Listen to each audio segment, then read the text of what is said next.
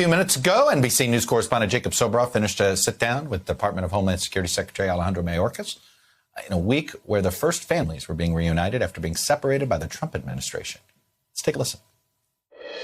Mr. Secretary, earlier this week I was with Brian, who was reunited with his mother after over 3 years apart following their separation by the Trump administration. His mother is here on temporary status, as you know, which doesn't protect her from a future deportation nor from a future separation from her son. Can you guarantee that she and the other reunited families will be able to stay in the United States permanently? We are very much focused on providing stability to the reunited families. Not just for her, but for the family as a unit. It's not something we can guarantee at this point in time, but we are dedicated to achieving more than what we have delivered thus far. This, I think, is a temporary measure. Unite the family, reunite the family, and then let's work together with those representing the family to see what we can achieve under the law, and I think what these families both need and deserve.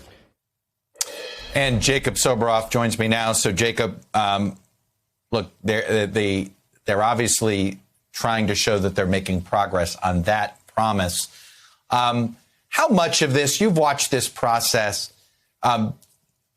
is it getting better over the last few weeks as they've gotten more people in place, more nominees confirmed?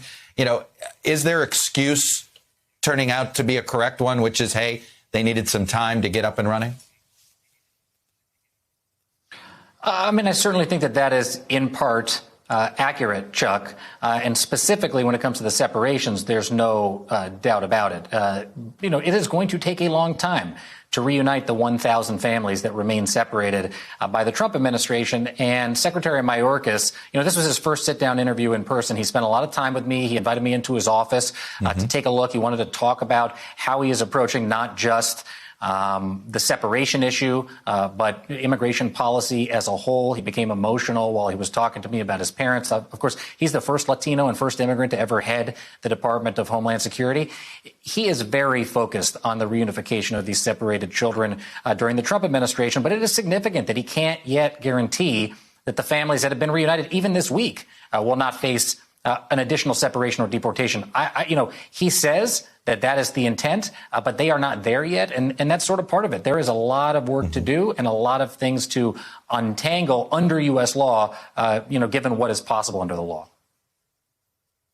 Hey, we saw that we've had the least amount of deportations in the month of April that we've seen in years. Put that in context. Why would that be? What is it? How much is it as a policy change versus an enforcement change versus seasonal?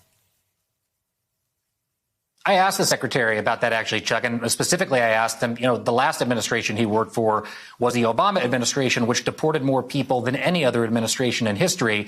I asked him if he thought the Biden administration, given the fact that last month they deported fewer people in any month in the history of ICE, would this administration, the Biden administration, deport fewer people than any administration in history? And he wouldn't go so far as to say that, but he has a very strong emphasis on what he calls the quality of deportations, but not the quantity. And he talked a lot about, and he gave, you know, a hypothetical example of a violent criminal, the types of people that this administration would want to deport. That does not satisfy activists who want to see a hard stop end to cooperation with the federal government and local law enforcement jurisdictions, turning people over to deport them. And in fact, he told me he does not support entirely sanctuary cities and sanctuary states, which is a departure for many Democrats. Right. Hey, you know, Jacob, he has to implement what the laws are, but obviously there are others that would like to see some laws changed. How involved is he in the policy debate on Capitol? Because there does seem to be some momentum for what I would call the small immigration bills, particularly work visas, things like that. How involved is he in that? It seems to me that he has a keen interest in seeing comprehensive immigration reform passed, both for what it would do to the southwest border. You know, they talk about technology, infrastructure, and manpower, sort of the three-pronged approach to the Department of Homeland Security, but also what it would do, obviously, for people in the interior of the United States, including the 11 million undocumented people who have been here for decades in many cases, as you and I have talked about. And I think it is fair to say that that's something that the secretary is deeply engaged in as well. Mm-hmm. Jacob Soboroff, as you know, we've been doing a lot of immigration coverage on our Meet the Press reports. You were involved in part 1 of our episode last week. Well, thank you for this. And I've got a lot more on immigration conversation on tonight's part 2 of our immigration focus in our new episode of Meet the Press reports tonight.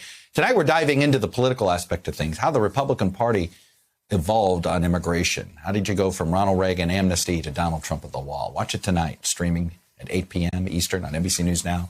And then, of course, it's on demand anytime you want, beginning tomorrow morning on Peacock.